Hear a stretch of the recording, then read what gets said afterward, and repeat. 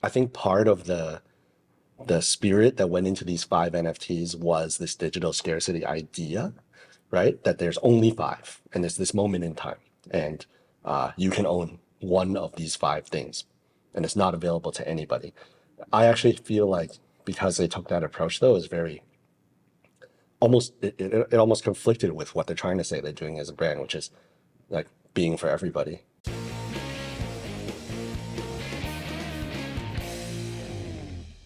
Welcome to 3 by Web3 with Stuart Chan and myself, Paul Phillips. 3 by Web3 is an inside look at the Web3 space for marketers and brands. So each week we take a topic and we talk about 3 different ways to play. And this week's topic is, Paul? FIFA World Cup. We'll be taking a look at 3 brands who have taken a shot at the Web3 field. That's right. And those 3 brands are FIFA Plus. We'll also be talking about Budweiser. And I believe the last one is Visa, one of the major sponsors for FIFA as well. But before we get to it, I think we need to thank our sponsors.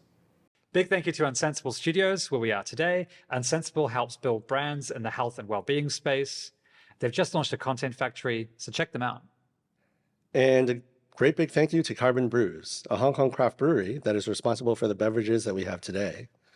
This brewery is breaking boundaries and bringing excitement to local beer drinkers here in Hong Kong. And they've got their first flagship store on Wyndham Street, so go check them out. Cheers.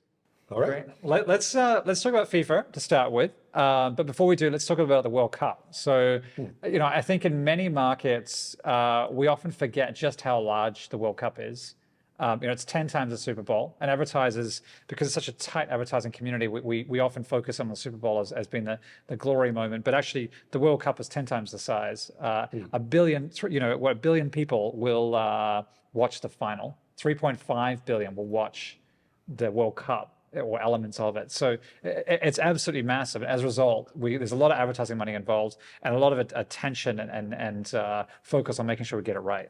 Yeah, I think that makes sense. It's football versus American football. I guess my North American friends would still like me to call it soccer, but I think I have to be a little more proper here and say it is football. Do you have a team that you go for the World Cup, or are you completely out of? Well, Canada, man. Canada, okay, of course. Yeah. I don't know if I don't think they're still in. I also was cheering for Costa Rica because it was given to me by my office pool. And that also didn't go so well for me. But yeah, I think in the most interesting games that I've seen, for at least for me, I think it was the South Korea versus Ghana match. I was like on the edge of my seat for the last 5 minutes. South Korea made a really good effort there, so they've been quite exciting to watch. And I think Japan too, right? I think, and from a marketing perspective, this is completely going off what we were going to talk about.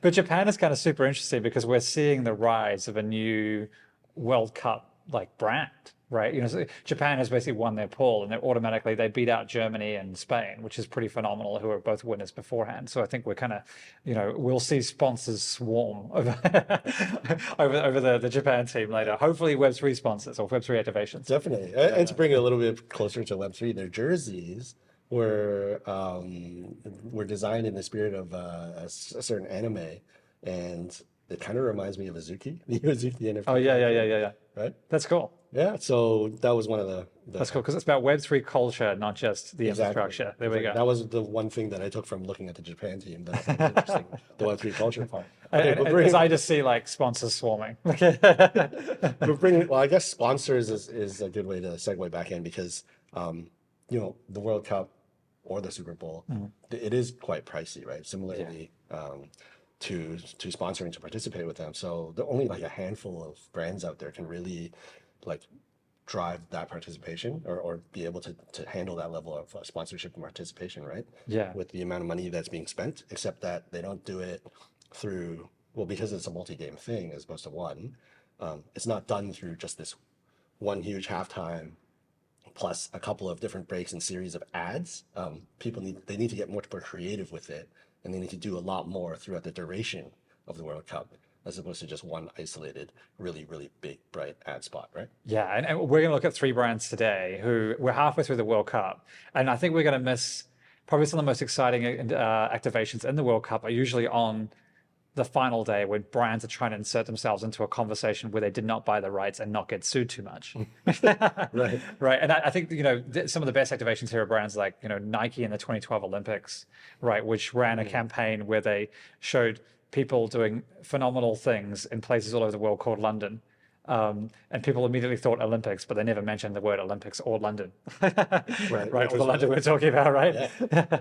Yeah. Yeah. Well, I guess we may miss, like in this episode, we won't be able to talk about what might be coming for the latter part of the World Cup, especially during the finals. But we are here, so why don't we, halfway through, take a look at what has been done, and we can only speak to that for now, right? Yeah. And I think let's start with FIFA, right? And FIFA launched their FIFA Plus platform, allowing people to watch video content, interactive matches, interactive games, and more. There's kind of fantasy football on there as well. Remember that was a big trend a few years ago, or last year, especially in the US. And that launched in April as a over-the-top platform available on a few different channels and also online as well. When we think about the FIFA business, they're obviously a growing business, and they're adding more teams.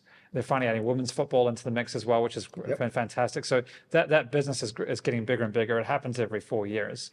But what do they sell? They really sell audience for advertisers and brands. Engagement, right? Exactly. So audience and engagement. Well, basically the game. They're selling the game, right? And the people around that game, which is, I guess, why the majority of the activations that we saw this time with what they're calling FIFA Plus and the extension of the FIFA Plus platform is a whole bunch of games. Yeah, exactly. Yeah. Well, let's take this quote here from the FIFA Chief of Business Officer, Rami Guy here. So he talks about who they've partnered with on this piece as really about what we've entered into to embrace a new digital native football fan and engage with them in spaces that we know they are already active within, right?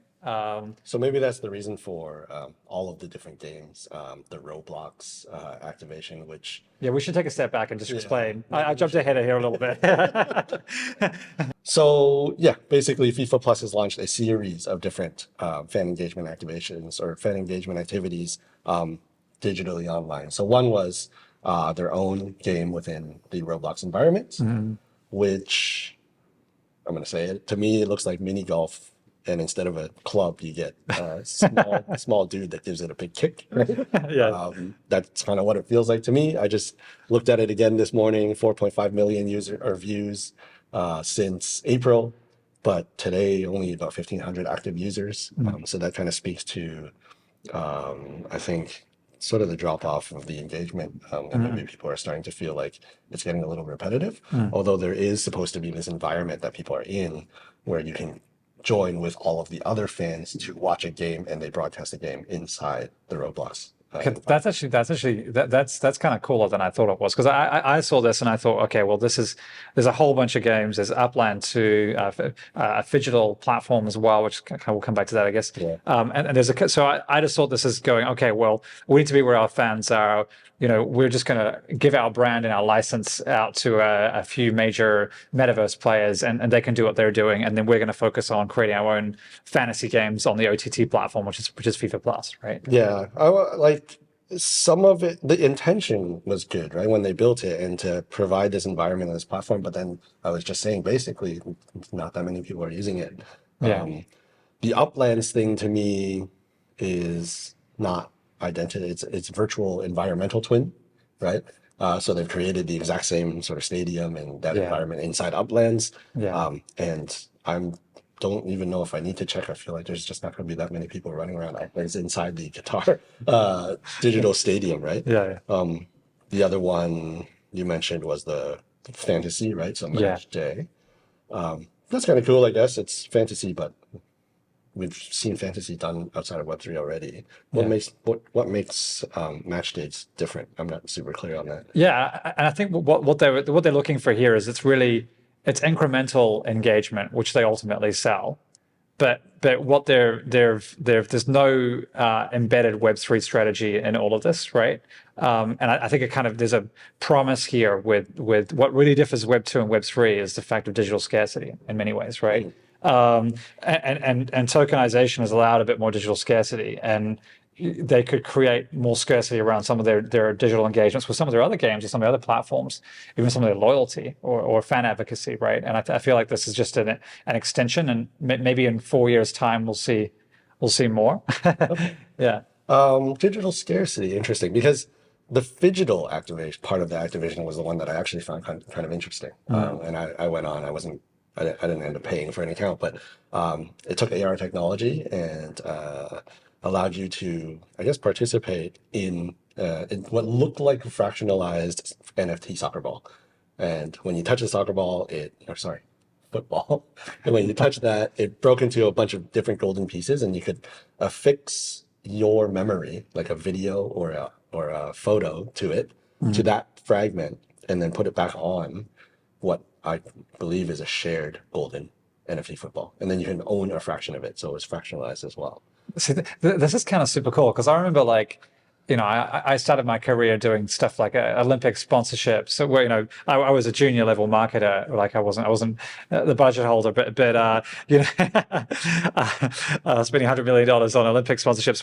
But no, and it was very much around we're going to get our fans together and create. We're going to sponsor the team, and they're going to send in their messages of support, and we're going to send that off to London or wherever it is, right?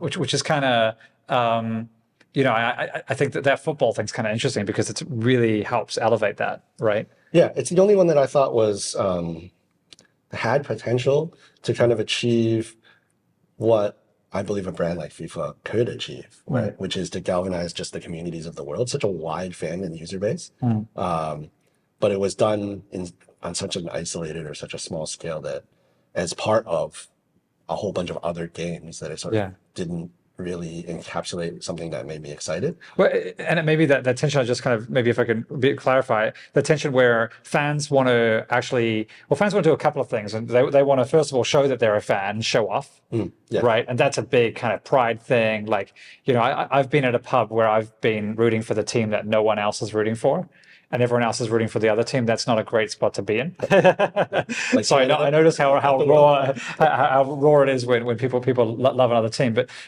this is also, they also want to share messages of support, right? They want to feel a connection with their players, right? Which I think is kind of interesting what the football is in a way. Yeah, could have been used for that. Well, it definitely is.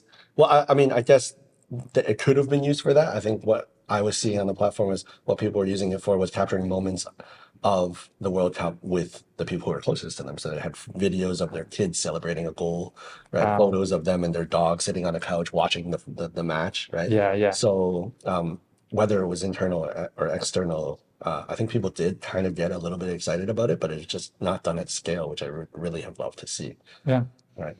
Cool. But to your point about fans and loving to celebrate and root for their team and also feel connected to the players, I guess that brings us to Budweiser, right? Yeah. Our next activation. So Budweiser is... Budweiser is the famous American brand known for being the king of beers. Right. They outperform in light beers. I remember, if anyone's watched European advertising and American advertising, the Budweiser ads are sometimes the pinnacle of some of the differences, right? They're very, very wholesome. They don't really feel like a beer ad, right? In the same way European beer ads do. Or at least if I think about the Super Bowl spots, they're a family. They feel very, very kind of family oriented, right? Yes, definitely.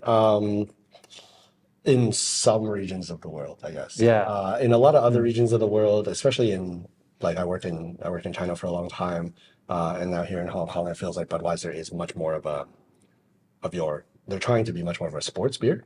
Yeah. And kind of take over that category or be a big part of that category, right?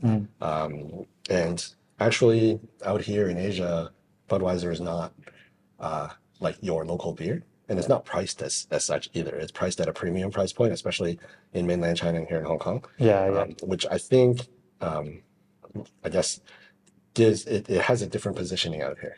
I know. I was in City Super at lunch and I saw a Budweiser stand. And Budweiser, City Super, for people who don't know, is probably the most expensive supermarket in Hong Kong, where everything is twice what it should be. So yeah, They I also get your carry point. carbon beers, so I guess carbon's right up there with Yeah, exactly. We should be. Budweiser. We're waiting for Carbon Brews' Web3 activation. But Budweiser had all the wrong headlines about a couple of days right before the beginning of the World Cup, which was because Oh man. when you fork out $75 million on sponsoring an event and you're an alcohol brand, then they tell you can't sell alcohol at the event. So they've had a few hiccups, but I think they've managed to kind of pass that. They said they'll donate the beer to the winning country. And I think It's a lot of beer, man. it's a lot of beer. It's a lot of beer. 1 million people are going to go to Dubai for this event, the final. So I think a lot of I think it is interesting that but it's a global event, right? So that they won't, I think that it's not the end of the day for them. No, definitely not. They'll get all the brand awareness and the clout that they need to for being one of the brands that sponsored and activated the World Cup for sure. And I think it fits into this Budverse concept that they have, right? With their 2022, or I guess their long-term Web3 strategic roadmap, which we were talking about previous episodes, like you need one. Good job, Bud, right? You have one. Actually, I think this is the second last activation for the year. They have a Christmas one, which I don't know what it is yet. I haven't had time to dig or research, but I'm excited just because there's a snowman on the webpage. But I mean, it's definitely I think it's definitely this strategy where they're trying to put their heritage into Web3 and kind of amplify that through NFT technology as well. You can see it a little bit with the Zed Run activation that they have with the Clydesdale horses. Yes. Right? Because the Clydesdale horse is such an important part of the brand, and they've sponsored digital horse racing, right?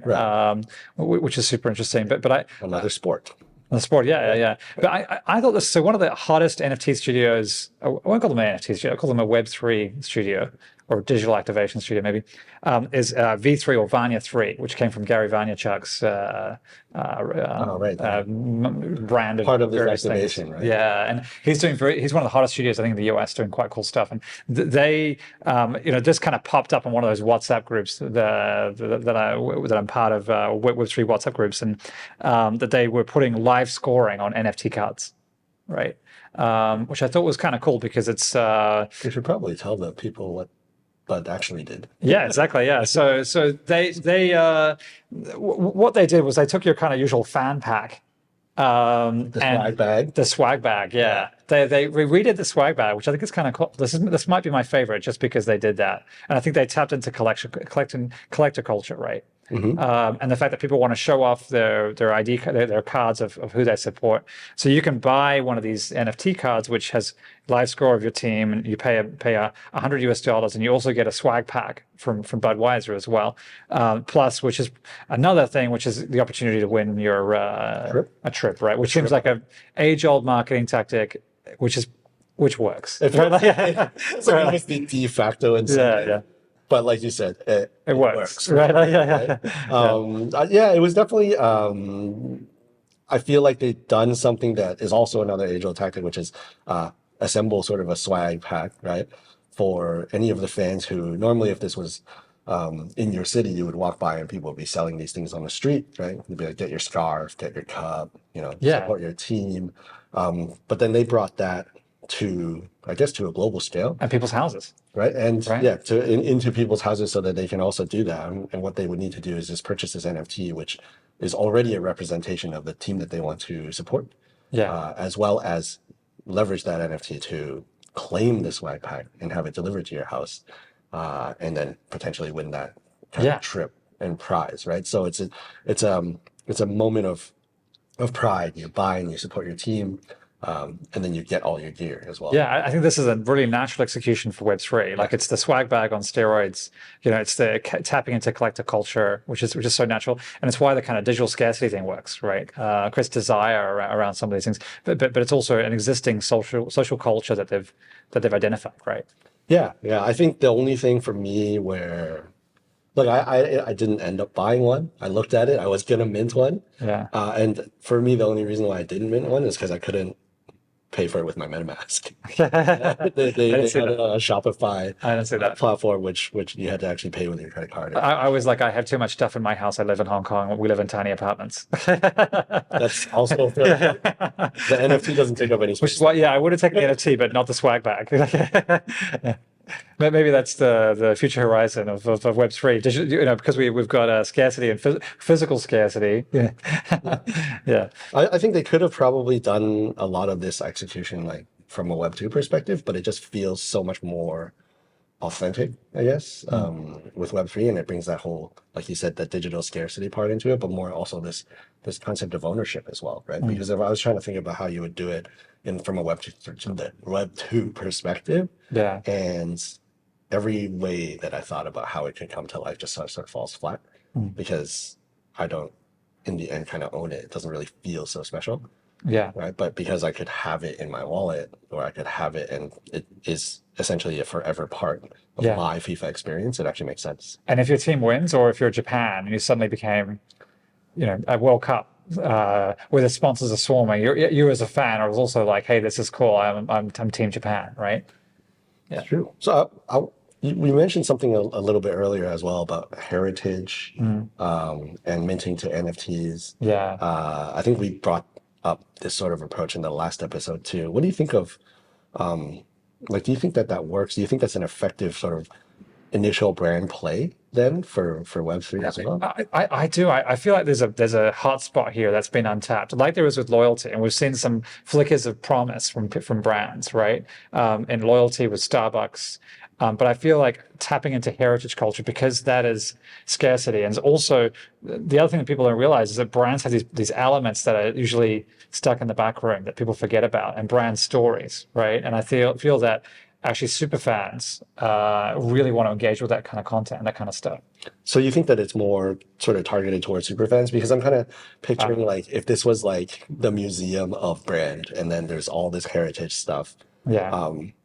Yeah, I guess my question would have been like, who's actually going to go to that museum, right? But I guess if you're saying it's mainly geared towards super fans and then trying to push and convert them into advocates, that kind of makes sense to me. Exactly, because I don't think, you know, marketers like to think that people care about their brands far more than they actually do. Really, people don't care. Right. Right. Okay. And people have a few seconds to understand it's a bit of light, sound, color, right? To quote Byron Sharp, which is quite a cynical view, but perhaps a true one as well for a mass market. But no, I think the promise of Web3 is it's really about, and why marketers are super excited is because, you know, we've seen a lot of flat engagement on some of the platforms that we've our go-to platforms over the last few years, and that's why, you know, Web3 is not going to replace our TV budget, right? But It should be a different budget, as we've been saying. exactly. It's a percentage of that. It's the advocacy stuff. It's the rest that pulls everything forward. It's a space where you can win. Okay. Right. So then I think we need to move on to the next. And so instead of talking about how a brand is targeting and moving towards leveraging their super fans in a small segment, let's talk about Visa, who actually have this global reach. And you want to talk about this because this is your favorite. I wouldn't say that it's my favorite. There are components of it that I thought were good and I thought were not so good. Yeah. I think the Bud thing was maybe my favorite, but let's Really, talk. I think we're aligned then. Well, let's go to Visa and we'll come back to it to figure it out. Yeah. So Visa is a great brand. Like, you know, number 7 on the Kantar list. You know, outpacing MasterCard recently. You know, they've just done this new brand launch, Meet Visa, which I think everyone's seen all over the world, and really cool elements. In Hong Kong, we saw lots of takeovers, lots of really eye-catching work around that looked super different around communities and networking, bringing people together, right? You know, it's a brand that empowers people, right? They call it, what do they say? They say it's the network that works for everyone, right? Yeah. So that was their slogan, their tagline. Although when I was watching the new brand introduction, I couldn't get over like the refresh of the blue color and the yellow color, which ended up being super bright, and it feels really modern. Yeah. It feels a bit new tech. Yes. I'm not saying the word crypto. Right. Well, let's talk about what they actually did. They for the FIFA activation, right? So they created this Visa Master of Movement activation, right? And there was multiple components to it, right? So the first thing that they did was they said that they were going to create 5 special NFTs that they created in collaboration with an artist and 5 key players from historic moments in FIFA, right? And those Which happen to align to most of Visa's markets. well, we had Argentina, we had Australia. Yeah, just so happens to be that way. Maybe it was a coincidence. I don't know. And then those NFTs were offered in an auction style mint for whoever wants to come mint them on crypto.com, right? And all of the proceeds from that mint were then donated to, I can't remember which was the Street Child United. That's right. Yeah. Right. So that was one component of it. And I guess that was maybe the awareness driver part of the campaign. Yeah, and I'm not I feel like I've seen a lot of brands execute and do similar types of things, and it feels a little shallow, right? Because I don't know if people really want those NFTs. It feels a bit like there was a car brand, I forget the name of the car brand now, that did a Web3 execution of the car and tried to auction it off with a massive price tag, and no one bought it, right? Because no one desired it and no one wanted it, right? Is this tapping into a culture where people actually really want these types of things? I don't know, and maybe maybe this was just a bit of noise to blow up their Web3 activation, because I think the second piece is far more interesting, right? The actual physical offline activation. Yeah. Just to kind of wrap up the previous part, because we keep talking about digital scarcity this episode, I think part of the spirit that went into these 5 NFTs was this digital scarcity idea, right? That there's only 5, and it's this moment in time, and you can own one of these 5 things, and it's not available to anybody. I actually feel like because they took that approach, though, is very it almost conflicted with what they're trying to say they're doing as a brand, which is like being for everybody. Yeah. Right. And that part of it just didn't really connect with me too much. Yeah. And I don't know if doing that at scale would have had additional value or not. But that part of it just felt very like, oh, we sponsor FIFA, so we have to do something like this. Well, and this is a challenge with we talked about the way we talked about FIFA so far. Visa is quite a broad brand, as an empowerment brand. Where does it play in this mix? There's lots of different activations it could do. And I'm not sure we'll crack it in this podcast, but definitely integrating, into their product, right, and what they actually do, which is, payments and loyalty, right? Yes. And ease of use and transactions, right, and connection, right? Allowing people to buy and or pay for experiences that create moments for their lives, right? Yeah, and this is the heartland of credit card companies, right? Exactly. Yeah. Which is why I feel like the offline part, the second half or second part of this activation was so good. Yeah, is because they actually, and I think maybe this is something that FIFA should have done themselves, but take and encapsulate the true spirit of what FIFA is and put it into an experience for the fans, right? The fans on the ground in Doha. Well, we talked about, you should explain that the second part of the activation. Because we're just so, yeah. So there was an encapsulated brand experience that Visa put together in Doha, where you arrive, you register, you go through this Visa, I don't know if it's a tent or a house, but you get to a point where you can actually go and play football with strangers or 3 of your friends, or 3-on-3, 4-on-4, 5-on-5, and similar to it would give you an NFT in the end, similar to your NFTs, using foot tracking technology based on your pathing and how you made plays within the game, right? And that part of it to me is an NFT that I would want. Right? Yeah. Something that reminds me of the experience that I had in the moment that I shared with my friends, not of somebody shooting it on net, right?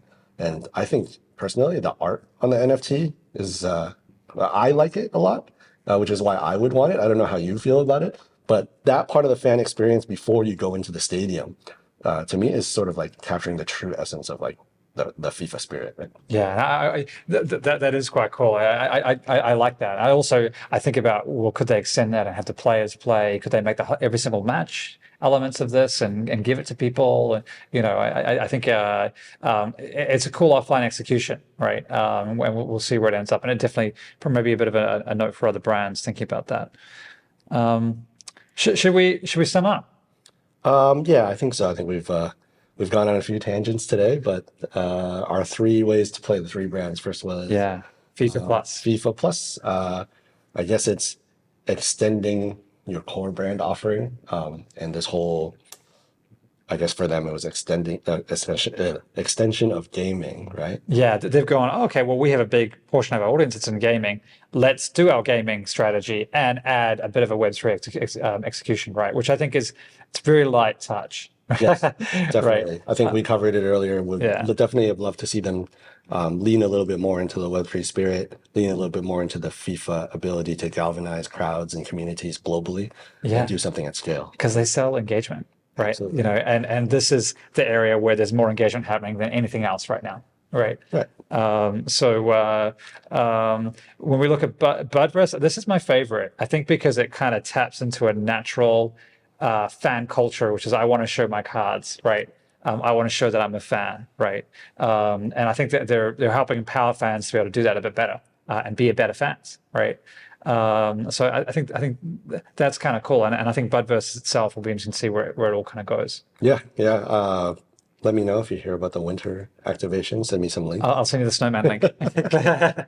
Right, and then the last one was Visa, which I don't know how to quantify this one in terms of a way to play, because there was 2 distinct portions of the activation that actually they feel different to me. They actually feel like 2 separate plays to me. Yeah. Right? So the first one was the NFT, which I felt like we've seen before, and we've seen be a bit of a flash in the pan tactic that people are tired of, right? The NFT sort of related to the sponsorship, not even really to Visa. Yeah. Although you could argue that it connects to the brand by saying this was the movement of the player in an NFT, and so Visa moves your money as smoothly and seamlessly as this player on the field. We need to do better than that. I feel like that's a little bit of a stretch. Yeah. I don't want to, badmouth anybody else's work. Maybe the insight was a little bit different and a little bit deeper. Maybe the brief was different, but to me, it just felt like a stretch a little bit. Yeah. But maybe we can say the other way to play is to deliver better. Well, essentially, it's still enhancing the core of your product, the core ethos and essence of your product, which is helping people deliver bigger, better consumer experiences that make memories. Yeah. Right. I'm with that. And I think that the second piece was the coolest one, right? Where they did the offline activation. Right. Yeah, and I think there's a trend coming in here that we this 3rd episode now where we both kind of favor the physical digital activation, right? And I think this episode very much also talking about the actual scarcity. When there's elements of scarcity in Web3, that works, but there needs to be desire there. You need to actually tap into an inherent human trait and behavior already. You just can't create something that you think is scarce because you only created 5 of them. Right. Nothing out of dust. And definitely it seems like the world is leaning more digital in terms of their attention span and leaning into it, as much as I still don't like that word. So you don't want to rename the podcast to 3 by Web Digital? Maybe leave out a couple of vowels. It'll be cool. Okay. Well, guys, please give us your feedback. We got some great feedback last time. So yeah, please give us your feedback. Also, thanks for tuning in. Please like and subscribe. If there's anything you want us to talk about, do let us know down in the comments below. And we'll see you at the next one. And smash the like button. No smashing this time. Okay. Smash the like button. See you guys.